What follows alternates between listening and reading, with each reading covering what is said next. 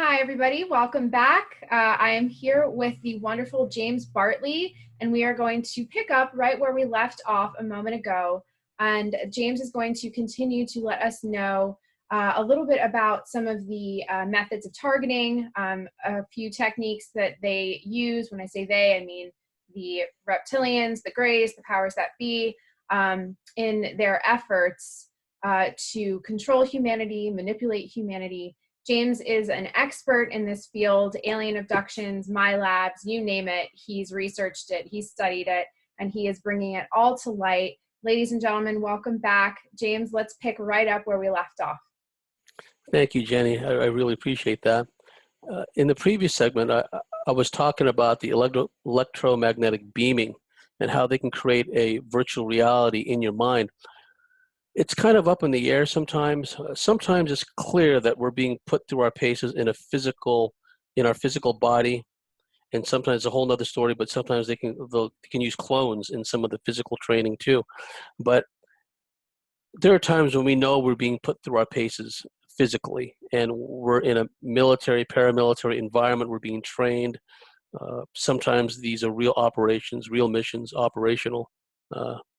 Real world, whether this one or off world or somewhere else, we know that at some level it's physical, but at some level, sometimes we really can't tell whether what we're going through is an astral experience, a physical experience, or a virtual reality theater of the mind, because we don't have the normal sensate feelings. We can't, in some of these experiences, reach out, touch something, touch a table, touch a desk, and kind of ground ourselves into the reality of it, where we could, in a physical experience, okay, I'm touching this desk, I'm in this office, I'm in an underground base, okay, this is real, right? Sometimes we can't do that when we're being beamed electromagnetically. But it seems as if what we're going through is at times a real physical experience.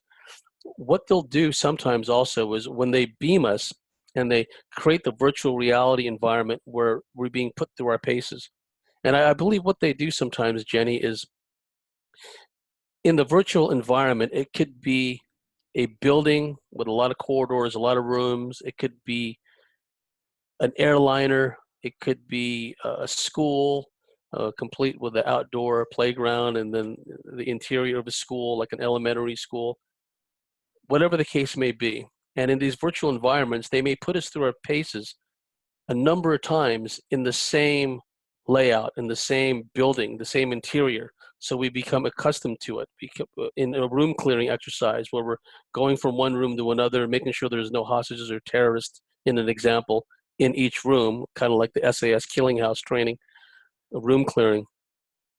And they put us through this over and over and over again. So it becomes habitual in these virtual environments. So when the day comes or the night comes, when we're in physical embodiment, or what they can do is they can take a clone of us and all the brain mapped memories, know-how, experience from all the virtual reality, all the physical training, astral operations, et cetera, that can be momentarily downloaded. It's not even really downloaded. They can actually create an alter, not only in a clone body, with consciousness, with a personality, with skill sets, with memories, but they can also do this astrally, actually. That's a whole nother subject where astral operators could have whole skill sets, memories, knowledge, personalities, whatever the case may be.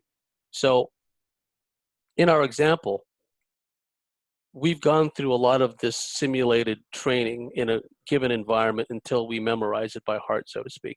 And then they put us back in our physical body, then they run us through our paces in the same real physical layout. Everything is 3D, everything is physical, you can touch it, you can knock on wood kind of thing. Or conversely, like I said, they can put us into a cloned body, and we've already run through these scenarios over and over in the same virtual environment.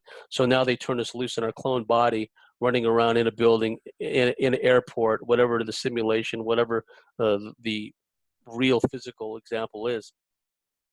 The benefit to them of putting us in cloned bodies, Jenny, is if we get mangled or our physical bodies, our cloned bodies are even killed, they simply either send us back to our physical body or they transfer our consciousness into another cloned body and continue the training, continue the exercise, continue the mission, whatever the case may be.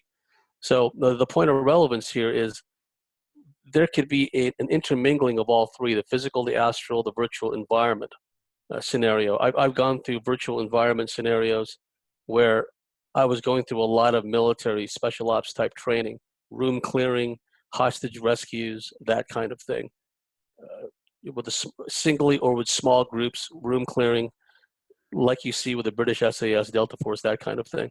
And there was also ops I did. These seem physical, and also the training, where I did a lot of running, endless amounts of running, and also a lot of swimming, lots and lots of swimming on the surface of the water and also underwater. And when I was underwater, I did not have at times a breathing rig. I seemed to be able to comfortably swim long distances underwater. Again, some of them felt really physical, really real. I felt the water and all this other stuff. Other times it could have been a simulation, virtual reality, theater of the mind.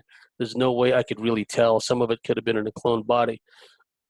I can swim, but I'm not a strong swimmer. I certainly cannot, in my normal waking consciousness, swim the distances I have in some of these ops, okay? Whether they have the ability to switch me into a mode in my physical body where I can do these things, whatever the case may be. We also talked about the beaming, how they target certain parts of the brain, for example, the frontal lobe, to erode it and make us more impulsive, more aggressive.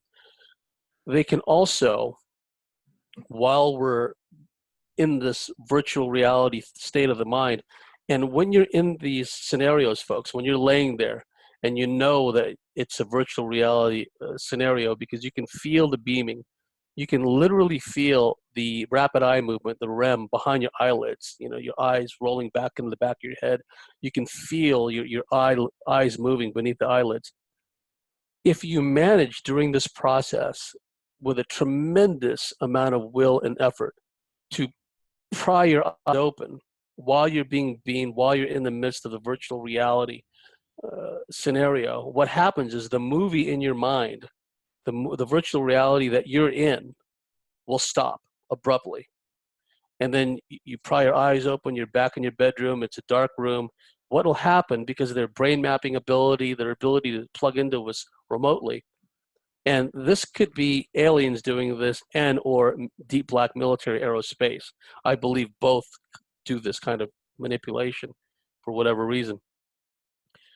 What happens is if they realize, oh, Bartley or whoever has pried their eyes open and they've stopped the training exercise, what they will do, and you will feel this, you will feel the part of your brain that induces deep sleep will suddenly start being zapped with energy. They'll be zapping that part of your brain which induces deep, heavy, eyelids weigh a ton sleep. So what happens is I pried my eyes open, the virtual reality is stopped, they know that, and then they intensify the beaming of a different part of the brain. You could feel it, the different part of your brain being zapped, and that induces the deep sleep syndrome. Your eyelids become very heavy and they close. And the moment they close, whammo, you're back in the virtual environment exactly where you were. If you're running down a corridor and you've got weapons and you got the butt up against your shoulder and you're sitting down and you're doing room clearing, right? Or you cup and saucer with a pistol doing room clearing, you're back right there again. And then say, oh, I'm back here. I don't like being beamed, because sometimes it can be painful, folks. Because, I mean, literally, your eyelids are twitching. Sometimes you can feel parts of your brain twitching beneath the scalp. You feel like your body weighs a ton, but you feel all this electromagnetic energy coursing through you.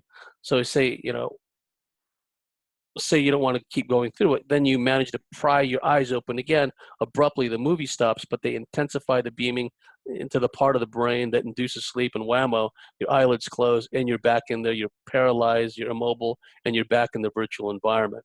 And that could happen all bloody night, right? Mm-hmm. And we talked sometimes, Jenny, and you know what I'm talking about, doing this kind of work. Sometimes just as in the case of a conference, the meetings after the meetings are the most interesting and thought-provoking with people, not just the lectures, but in these podcasts, in the intermissions, the kind of conversations we have, right? I mean, that are not even recorded, just fascinating and thought-provoking and enlightening. Well, we touched on some of these topics during the break, and the the training that sometimes that we're subjected to in a military, paramilitary, special ops sense, sometimes there's bleed over into our regular life where, this happened before when I've been with one or more other my labs, and we're at an establishment or restaurant, and immediately we head for the table that gives us views of all the entrances and exits of the room or the restaurant we're in.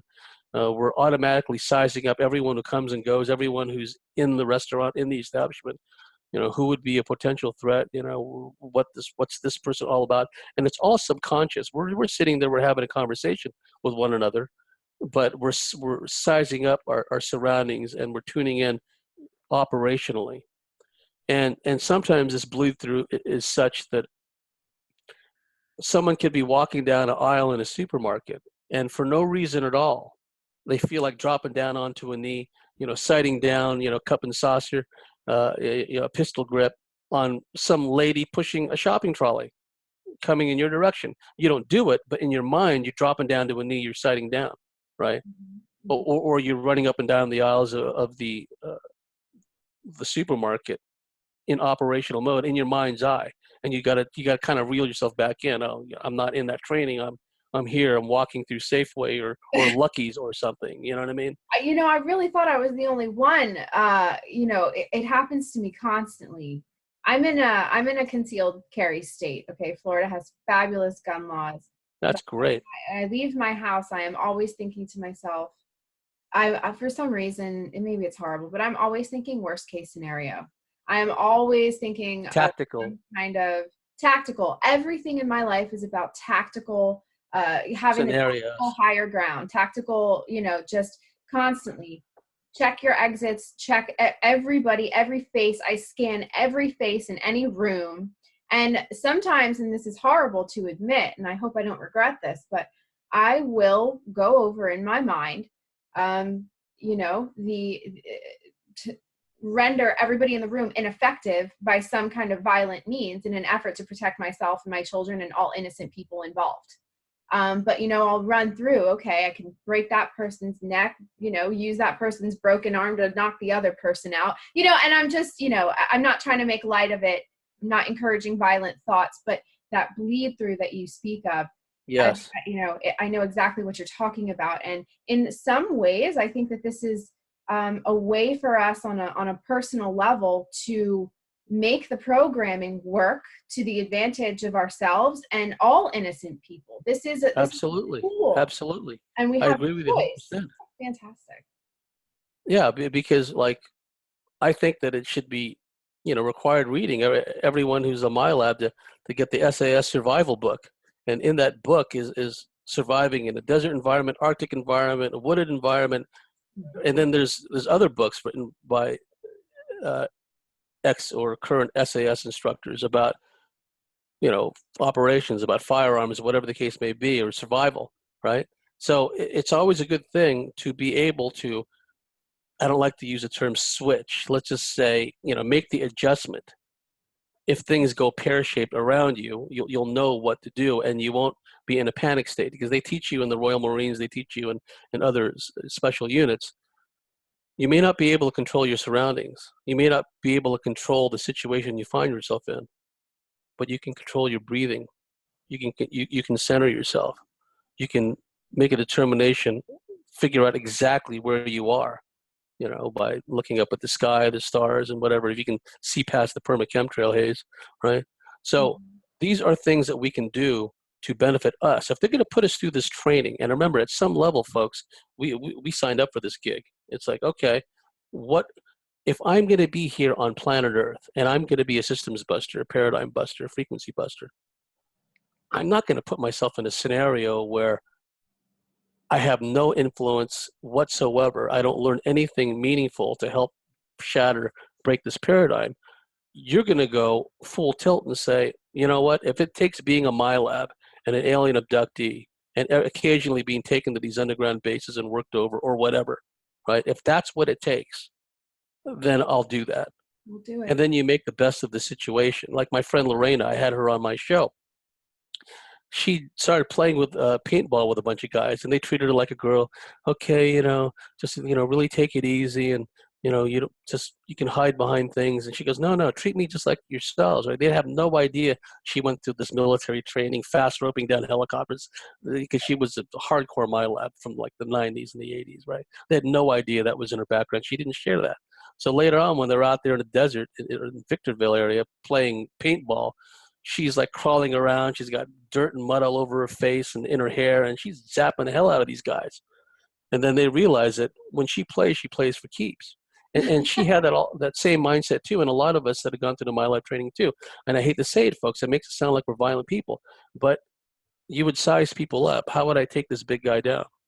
I'd take out his kneecap, kick him in the groin, right? Gouge his eyes out. I mean, you think about these things, but you think about it in a survival mindset, because one of the key aspects, and I'm sure you went through this, Jenny, and others, when they train us, is they train us to not only survive, but thrive in certain contingencies, certain operational scenarios on the surface.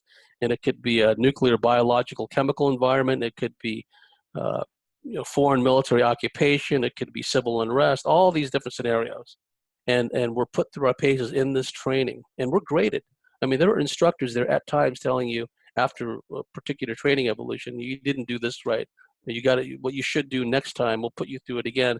Do it differently next time. Think your way through. Don't panic and do things in a rushed, feverish state of mind, right? They want you, at least when you're in that, excuse me, operator mode, to be able to think with clarity and reason your way through things at a very high rate of speed. So we can all use that to our advantage. And I've gone through training scenarios where one of them, and it's common, I've heard this from other My Labs, I'd be in a war-torn city and I'm being pursued and I have to evade my pursuers. Similar in a way to the escape and evasion survival training that a lot of the units go through in regular military surface operation training. It was a similar thing where this aggressor force was chasing me through this war-torn city. I had to run through this warren of shattered buildings, holes in the wall. I'd leave one building through a hole in the wall and then enter another building through a hole in the wall. There's rubble in the streets. There's black helicopters flying around in the skies, right? So those kinds of scenarios. And another scenario, when they were demonizing and vilifying the Serbs, in the scenario, I was with two other My Lab friends, one of whom has since passed away, Donna Hendershot, wonderful woman. And the other is a dear friend of mine, well known in the field, doing our work, Jenny. And Donna, myself, and my friend were running up a hill. This was in the Apple Valley, Victorville area. It's a real place, but I guess what they've done, they may have mapped it all out in a virtual reality environment sense. Now, what Lorena told me when she'd gone through experiences there in that same boulder-strewn area up this hill, she said, no, when I was there, it was physical. I was touching the rocks. So whether what I'm going to describe now was physical, it was a theater of the mind, I don't know, but it was based on a real place. That's not too far from this underground base in a mountain. And Donna, myself, and my friend, we were fleeing these Serbs dressed in woodland camo fatigues and with black ski masks, and they were armed with high-powered rifles, right? And we're fleeing, hiding from boulder to boulder, and we clear the boulders and we're going higher up the mountain, and we're in an open stretch of ground. And my friend, not Donna, but my other friend, I looked over to my left and she was running alongside me, and I saw her head blown up, basically, with a rifle round. She falls down. I look down. I am absolutely distraught. And my friend Donna was absolutely distraught. And then I looked down. There was no hope for our friend. She was a goner. And those Serbs were coming up the hill. They're still shooting at us. So I grabbed my friend and I dragged her up the hill and got behind some boulders. And I can't remember how the scenario played itself out. But I remember at the time pulling my friend up that hill, seeking cover. I was just so miserable. And I was just praying that this is just a virtual scenario. This is not real. But the thing about it, and you understand what I'm saying, Jenny, is we don't have the luxury, folks. We're in the midst of these trainings. These military type training or operations or actual what seem to be real ops. We don't have the luxury of saying, oh, this is a virtual reality. I'm just laying in bed. None of this is really happening. And, I'm going to wake up. No, that's an assumption. That's an assumption, because these people, they use and discard people's lives like nobody's business. We all know, those of us who have been in this field for a long time, we all know people, my labs, project people, fellow project people, that didn't survive, that they died, that they came back from these training experiences and ops with very bad, severe injuries. I've known people who've broken legs and broken ankles in these ops, and they wake up in the morning, sure enough, they got a broken leg. And, for all their spouse or all their family knows is, she went to bed that night. She went to sleep. She wakes up with a broken leg. How does that happen? It's because they didn't even bother mending her. They just dumped her back in bed after they were through with her. That's the mindset of some of these controllers. Mm-hmm. They just have no respect. It's a complete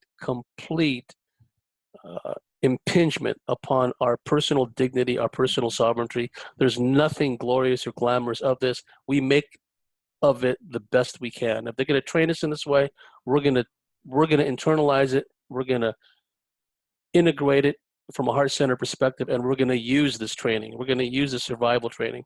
Mm-hmm. And getting back to some of the scenarios, in some of the survival scenarios, and I used to be trained in group MyLab trainings with Lorena. I've had Craig Bowers on my show before. He and I were in a lot of training together, and others in the high desert of Southern California. Because the MyLabs that they were plucking were from San Diego, from Los Angeles, were from Las Vegas, the high desert of Southern California. They were just plucking us from all different places and throwing us into these scenarios. And we were going through a period, Jenny, when it was almost nightly. We would go through weeks with 3, 4, 5 times in a week. We'd be either in singles, pairs, or in group MyLab training. And it was a deep black element of the military. And in one scenario, they put us through this scenario, Craig and I, and it was horrifying, and both of us were really troubled by it, where we were in a bedroom, and there was a door, and there was an adjoining bedroom.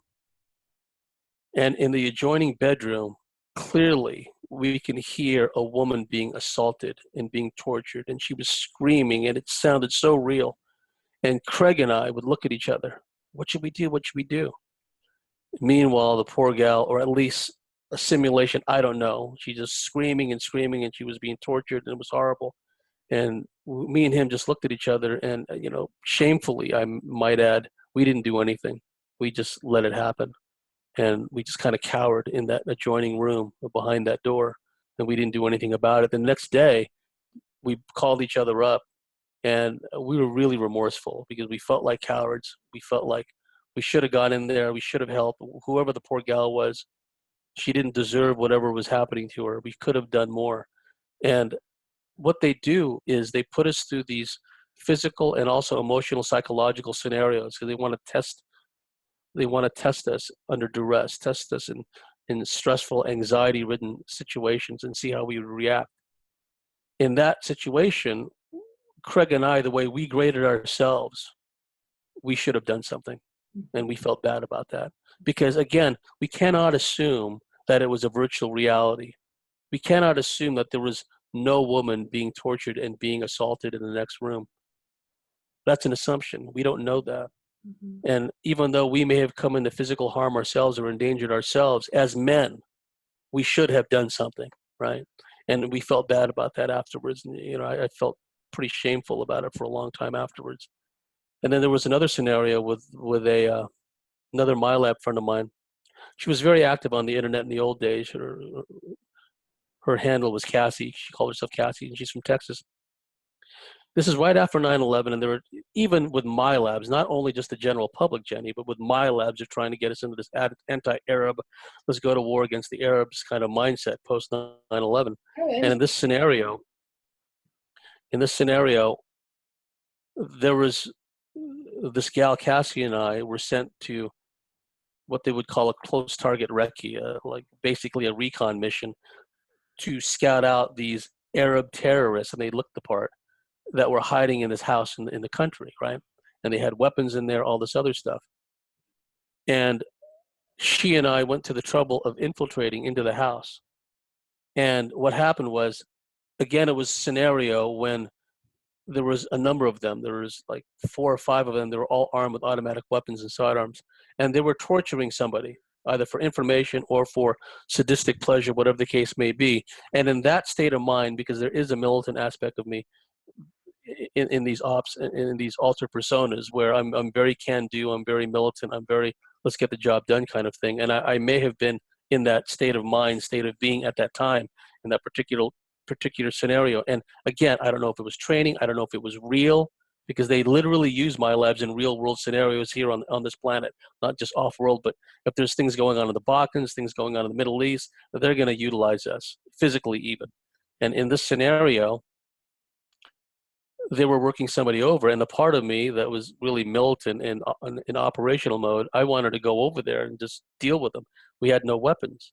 And what Cassie did was she threw her body over me, put her hand over my mouth, and she was laying on top of me, and I was just seething in a rage. It's like, you got to do something. I think this was after that woman, we went through that training, Craig and I, where the woman seemed to be getting tortured in the next room too. So I don't know if that played a role in me wanting to help this person who was being worked over. But Cassie telepathically told me, she's, very gifted in my lab in her own right. She telepathically told me, we don't have a chance. They'll kill us. They've got weapons. We don't. We're here to watch and observe, right? I didn't like it, but I agreed with her, but I was still struggling at times with her holding me down, right?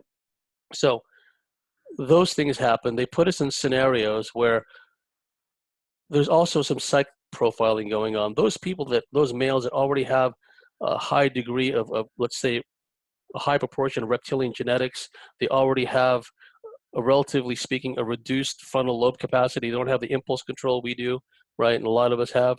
And of course, even though they already have a reduced frontal lobe impulse control capacity, they're going to keep trying to erode what's left through the electromagnetic beaming, through the training and everything else.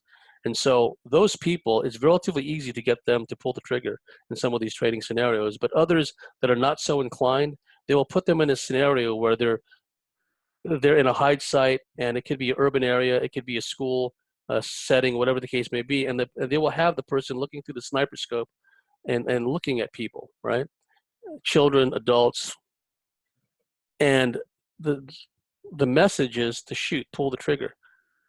But sometimes my labs will not. They just have this innate sense of right and wrong, and they will not do it. At least in that state of mind, at least in that altered persona or altered persona. And the controllers will jot this down. Okay, in that state of mind, with no external stresses, they're not being shot at, they're not being chased or hunted, they're in a hide site and they're observing people through a scope, they will not shoot even though given the mental suggestion to do so. Right. And they found this out in the surface world too. Kim Philby, the notorious MI6 mole, KGB mole, his controllers in Spain wanted him to assassinate Francisco Franco, right, in Spain during the Spanish Civil War. He couldn't do it. And his KGB controllers, I think they were called the OGPU back then, said, well, Kim, his forte, in so many words, is spying, deceit, treachery, betraying people so they get killed. But as far as pulling the trigger or stabbing somebody, not so good, right? So they take all this stuff into account in the MyLab training as well. This person may not be able to pull the trigger, if you will, in certain scenarios, but maybe in other scenarios, stressors applied, different kind of programming, different kind of alter pulled up, maybe they can. So they put us through our paces individually and emotionally in the group training. And another aspect, while we still got time, I want to point out, and definitely, I'd love to come back again if that's Jenny, to elaborate on more of these themes, because you know how it is. It's just not enough time sometimes. No, I know.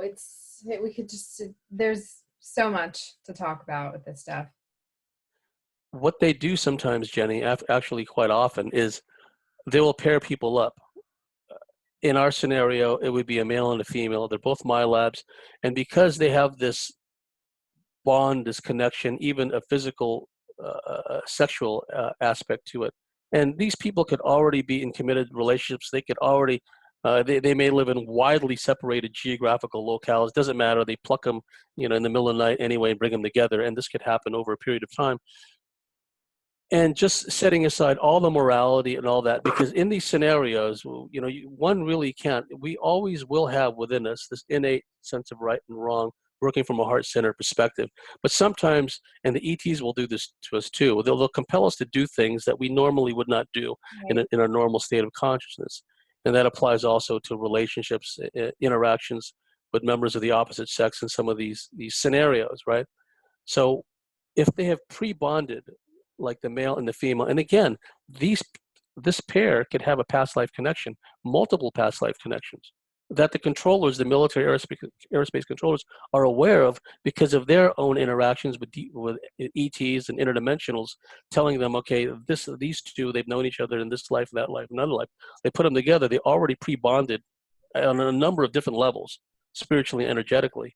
And what they find is because they're so pre-bonded and maybe they've had sexual unions in some of these scenarios, they will take chances for each other. They will take risk for each other. They're operating on an intuitive telepathic level in these ops. Mm-hmm. And so they're operating as a single unit, even though there's the two of them.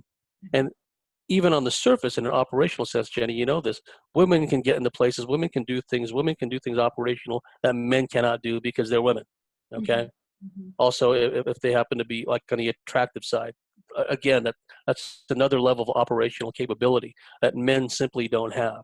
And so in a MyLab sense, in real world ops in different parts of the world, or in America or in the UK, wherever they're being used, they will use the fact that she's a woman. She can get, through that checkpoint. She can get through that, secure area and working with the guy. So that happens too. And another time I come back, I can elaborate on some more of the other scenarios that myself and others have gone through and what I've learned from others who've gone through similar things.